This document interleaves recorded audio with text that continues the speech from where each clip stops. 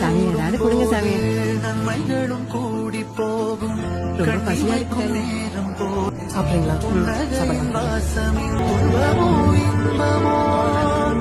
சில பேரு காசு கொடுப்பாங்க, சில பேரு சாப்பிட்டுட்டு மிச்சத்தை கொடுப்பாங்க.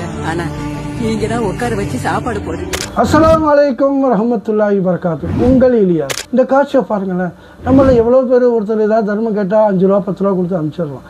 ஆனால் அவங்கள கூட்டு போய் ஹோட்டலில் உட்கார வச்சு சாப்பாடு கொடுக்குறேன்னு பார்க்குறப்ப எனக்கு இறைவனால் அனுப்பப்பட்ட முகமது நபி ஸல்லல்லாஹு அலைஹி வஸல்லம் அவங்களுடைய ஞாபகம் தான் வருது. அவங்கள்ட்ட போய் கேட்குறாங்க, இஸ்லாத்தில் சிறந்தது எது அப்படின்னு கேட்குறாங்க. அப்போ முகமது நபி ஸல்லல்லாஹு அலைஹி வஸல்லம் சொல்கிறாங்க, பசித்தவருக்கு உணவு அளிப்பதும் அறிந்தவருக்கும் அறியாதவருக்கும் சலாம் சொல்வதும் ஆகும் அப்படின்றாங்க. இதெல்லாம் குரான் ஹதீஸ் படித்தா தாங்க இதெல்லாம் தெரியும். குரானை பிடிஎஃபாக போடணும், ஒரு வாட்டி படித்து பாருங்கள். அது நேரான வழியின் பக்கம் காட்டுது. உங்களே உங்கள் பிள்ளைகளை நரக நெருப்புலேருந்து பாதுகாத்துங்க. அஸ்ஸலாமு அலைக்கும் வரஹ்மத்துல்லாஹி வபரகாத்துஹு.